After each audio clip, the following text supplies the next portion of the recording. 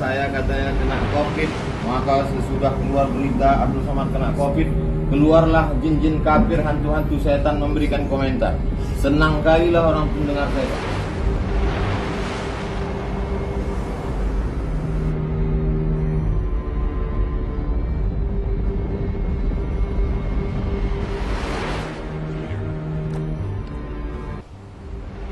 Bismillahirrahmanirrahim. Assalamualaikum warahmatullahi wabarakatuh.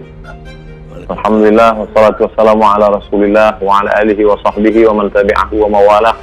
Saya menjelaskan secara fikihnya dulu. Dalam sebuah hadis dikatakan, idza sami'tum bihi fi baladin, kalau kamu mendengar ada suatu wabah di suatu negeri, fala taqdimu ilaihim, janganlah kamu datang ke negeri itu. Dan kalau wabah itu terjadi, kamu berada di dalam negeri itu, fala takhruju firaran min, jangan pula kamu keluar dari negeri itu melarikan diri.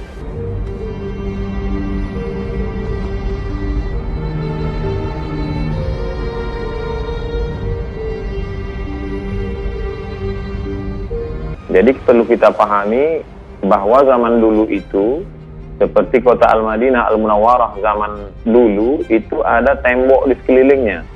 Lalu kemudian ada pintu gerbangnya. Jadi kalau terjadi suatu wabah di dalam negeri itu, orang yang berada di dalam tembok itu tidak boleh keluar, dan orang yang berada di luar tidak boleh datang ke dalam. Nah, sekarang skopnya lebih kecil lagi. Karena wabah ini tidak hanya di suatu negeri, tapi dia sudah masuk ke dalam rumah, dan kita tidak tahu rumah siapa yang sudah didatangi virus COVID-19. Hampir semua. Jadi saya tidak tahu bahwa rumah tetangga saya ada, bahwa rumah orang yang kaya, pejabat juga bisa kena. Dengan kita dengar berita banyak, maka tidak ada solusi lain kecuali kita tetap di rumah kita masing-masing. Karena rumah kita saja yang steril. Jadi kalau dulu suatu negeri, sekarang skopnya lebih kecil, hanya di rumah saja.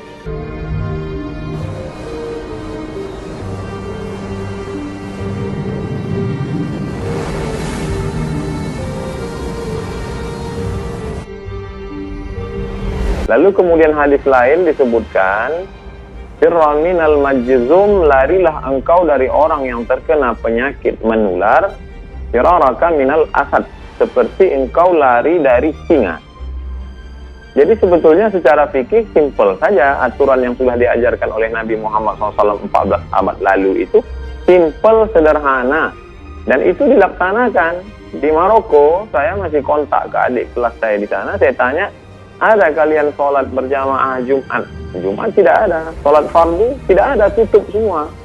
Di Mesir juga begitu.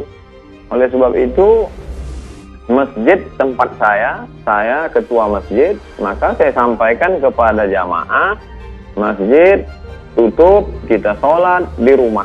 Saya buatkan video tutorial dari mulai tarawih di rumah, witir di rumah, tadarus di rumah, sholat zuhur pengganti Jumat, bahkan sampai di video tutorial itu sampai ke sholat Idul Fitri di rumah, lengkap dengan dalil-dalil fikihnya.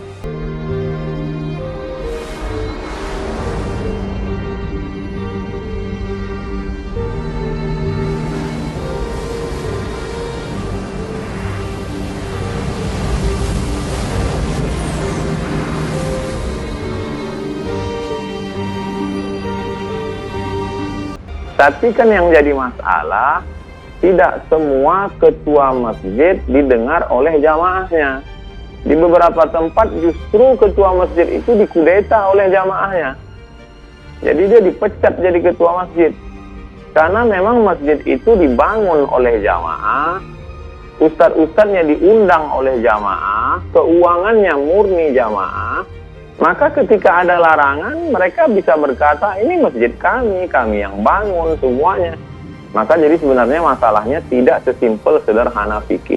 Tapi di sana ada masalah sosial, di sana ada masalah ekonomi.